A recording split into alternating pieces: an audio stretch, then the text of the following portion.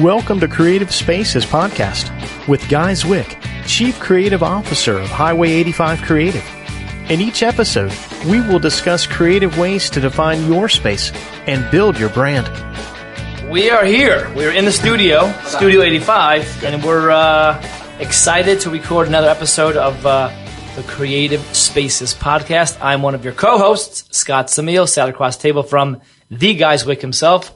Welcome to your own show, Guy. Hey. And we are joined today by a special guest by way of Providence, Rhode Island, Mr. Vincent Orlek. Welcome to the show, Vincent. Thanks for having me. Not a problem. We're excited. As a kid, were you Vinny? I was. Yeah. Oh, even as an adult, Vincenzo. Oh, I was going to go that way. Vincenzo, come stai? Hey, buongiorno tutti. So, no, welcome to the show. I'm as the first time listener to what you have to say, but let's just jump right in.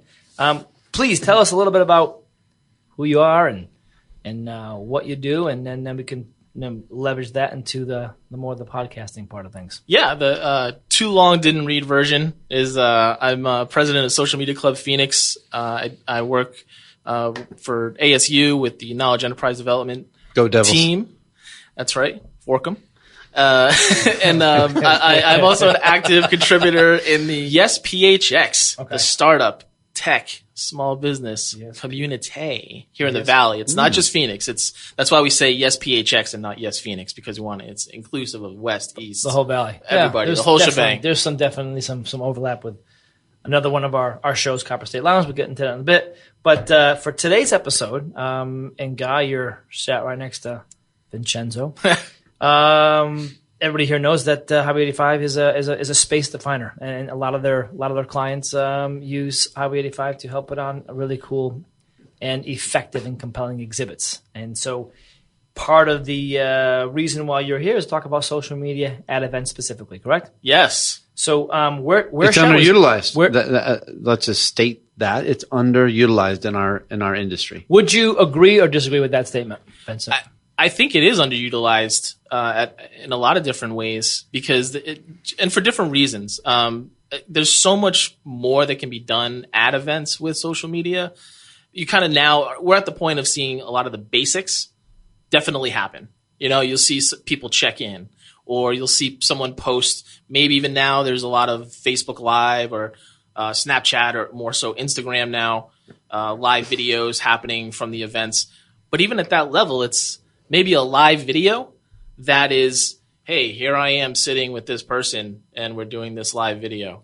And it's like, do people want to sit there and for 10, 20 minutes watch a live video of just these two people sitting there at a desk? Depends on are they good looking or not. Well, it depends. And what is she wearing? But you guys, maybe so. Yeah. Maybe so. One of my favorite. Am I on?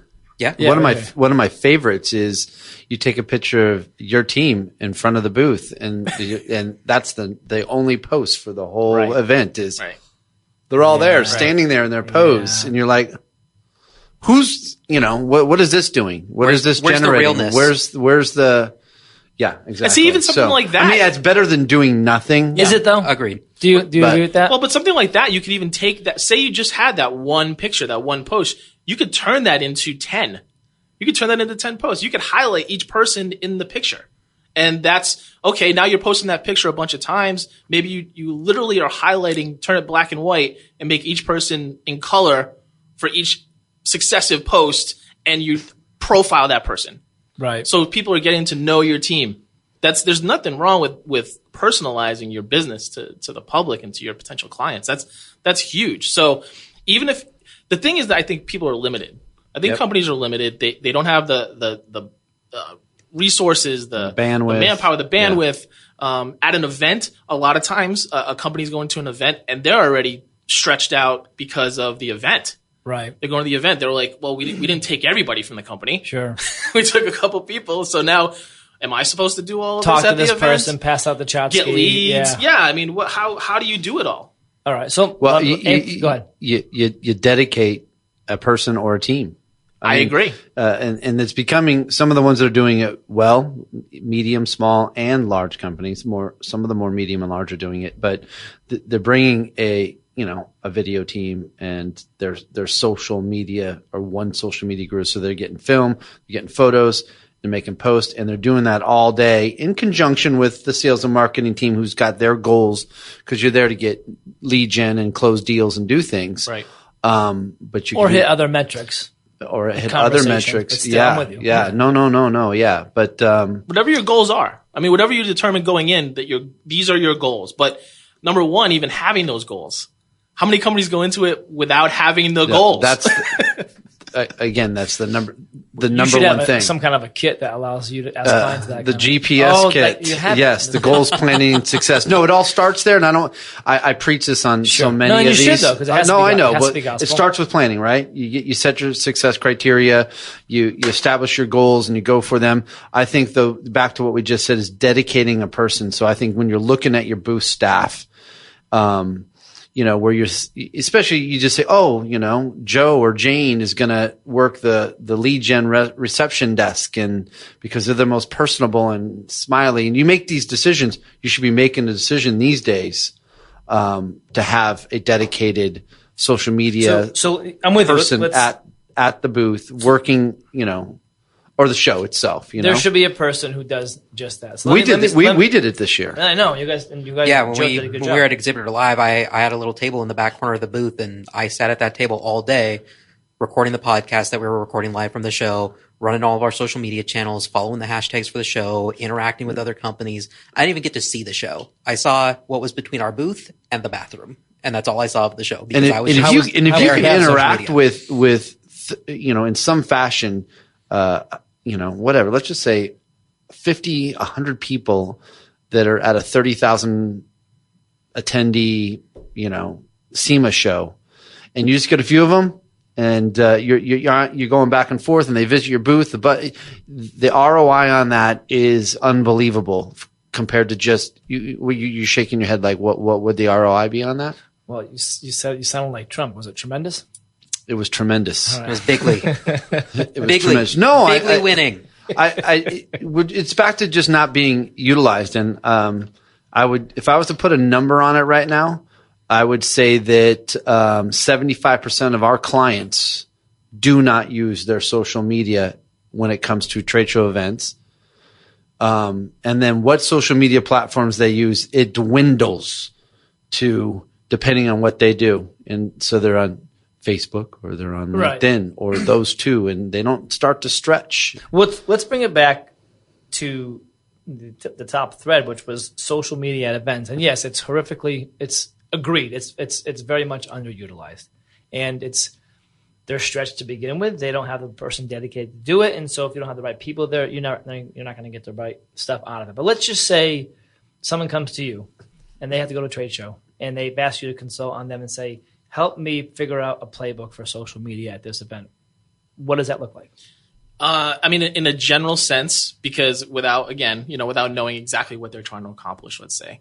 But in a general sense, I mean, some of the things that I've done in the past with clients or with businesses, companies that I worked for, this one company that I worked for, we had a couple of huge events every year.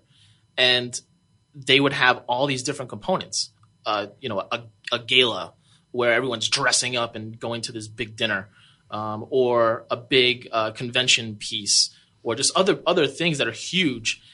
We would schedule live videos. We would schedule the Facebook Live videos. So just because they're live doesn't mean that it has to be truly real time in the moment. Like, you're not prepared. You can totally prepare for a live video. You can calendar them out. Tell your people, make a calendar for yourself as the company. Okay, here's when we're going to go live. It doesn't have to be every day. It doesn't have to be 50 times a day. Maybe it's a couple times during the conference. But you make that calendar, and if you want people to pay attention, why not put it out there? Put it out there. Tell people that you're doing it, and hey, you can tune in, and here's what we're doing during that live. Here's how long it's going to be. Set the expectation, and here's who's going to be on it. Maybe it's you guys. You're designating a host for your live videos, and that person is super engaging. They're fun.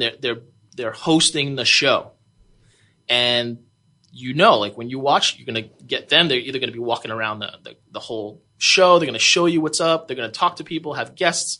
But scheduling live videos, I think, is super underutilized because you can even do that within Facebook. You can you can be your own media company. Yes. And you have your Super Bowl thing of the Super Bowl. We all watch all week, all the stuff going on, all the stuff concerts are going on, the interviews that are going on, the offshoot flag football game with the old guys. You're watching everything, and it's not all about the game, but the buzz and everything else that comes around it. But you can be your own media company now with these tools that you wouldn't have been before. You'd have to be a big player to do this stuff. Sure. No, I mean, I think everybody agrees, right?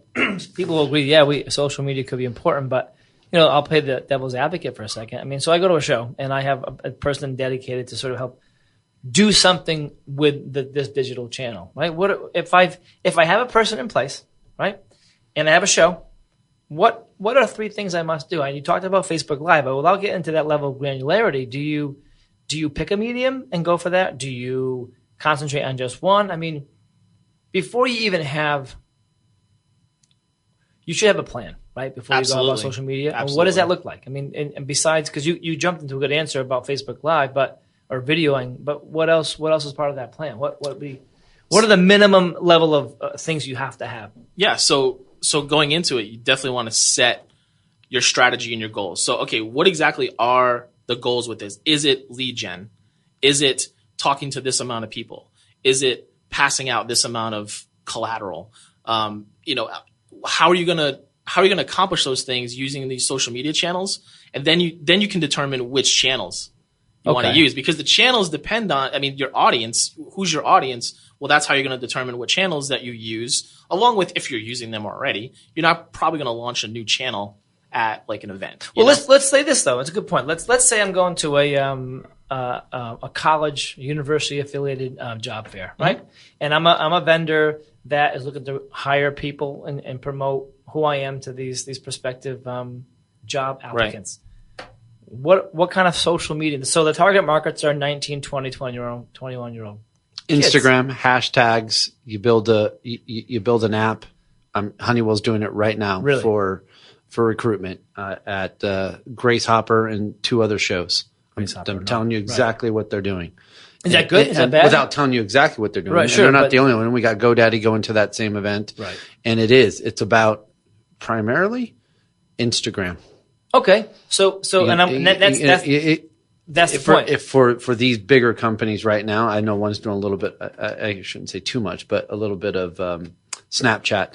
But it's all pre-planned. You're planning it like social media is, you're posting your stuff, but they have a plan, and then it's happening, and then there's an engagement. So what Vinny was saying is, listen, you have to figure out who you are, right? Mm-hmm. And then who your target is and what those goals are to get to that target. And then you can pick the right medium and then do something with it. So let's follow this through, for example. Let's say I have a company and I'm hiring both of you guys as my consultants, booth builders, social media consultants. And I have a product that I'm aiming it towards the 55 and over target demographic within the Valley. I don't know. It's something about cleaning your dentures. I don't know. Just pick a product, right? But the point is, if my target market and my trade show presence at this show is meant to have conversations and perhaps sell to these clients, what do I do socially? Facebook ads. ads. You're gonna have a Facebook page. Look, Facebook pages are not easy. It is the cliche of pay to play. But if you establish a community on your Facebook page, they'll be there. Like, they'll pay attention to what you're doing, and they'll see the posts that you're putting out there. Okay. But you need the page to run the ads. Sure. And Facebook ads, there's nothing more powerful. I mean, as we all know, for better or worse, over the last year or two, there's no more powerful thing advertising-wise than Facebook ads. Yeah, the targeting there is amazing. Granular in who you're trying to target at that point. Mm-hmm. You want 55, 56 that have dentures. Yeah, you can almost get that granular. And you can even, so the other things too is, if ahead of time, it's not just about the event. It's about the time leading up to it. So you have a website, right? Sure. Okay. Put the Facebook pixel on your website. You install that, super easy. It's a copy and paste. And then now you're able to target with the ads on Facebook the people that have just visited your website that don't know anything about you on Facebook. You're also able to target lookalikes, people that have not visited your website, but that live on Facebook. So those are two separate campaigns. Those are even separate from the other ones, the other campaigns that are aimed at an age group or a certain area of the valley or certain interests. So there's a million different things that you can do. Some may work, some may not, but it's worth testing. The great thing about Facebook ads too is you don't have to spend $1 million. You can test ads for $10, $20 at a time. And then if it works, boom, you okay, let's push more money into it. You can have a video on there. You can lead people back to your website, lead them to the landing page. I mean, anything you need to do. But ultimately, this isn't about events. So you can be promoting why you should be seeing us, why you should be attending, why you need, to see Bob, the so-and-so at our booth who's going to do a demonstration. Totally. Or, you know what I mean? You can do a lead ad that has them fill out a we didn't have, I've been in this business 25 plus years. We didn't have that stuff back in the day. Right. No. You know what I mean? Or even websites to actually get, you showed up though and people knew about the industry event, but then it was different. It was a different set of challenges. But what I'm hearing is the whole, what's that saying? It was like, quad focus bene. Basically what you do well, or if you're going to do it right kind of a thing. And so if you're going to do social media, do it right. Yeah. That's a pretty loaded question, but doing it right, what does that mean? Well, I don't know that you have to 100% do it right. If you're not doing it, start doing it. If you're doing it, start doing it right. If you're doing it right, start doing it better. That would be the steps. Make a baby step in there. I like that. Get dirty and then go from there. But I'm saying because we're talking around the table here, I'm thinking, if there are people who are listening, what do I do to get started? There's some people are actually, we just talked about going to this Facebook meetup the other day, and it was, some of the education was very, very remedial, almost one-on-one type stuff. So some people kind of get it. Some people are just starting out. But the people who are just starting out, it's their first 10 by 10 trade show. They have a Facebook page and they have a website. Do what you said, right? If they're business people too, I would say LinkedIn.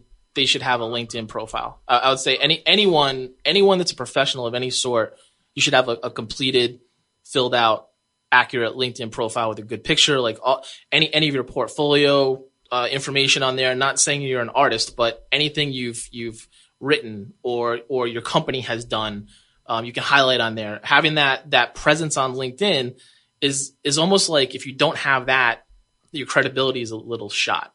If you're I'm with LinkedIn. you from a personal standpoint, but and then this is getting into too much detail, I think, but I've been asked a question before about do I need to have a corporate LinkedIn page? Well, sure, because it can be searched. Have it if you're not going to. At least have it. Yeah. But personally, sure. So we could talk a lot in and around these things, but if in a parting shot, someone comes to you and says, "Hey, we're going to go to the show, and we have a Facebook presence, and we have a couple of social media. We have LinkedIn.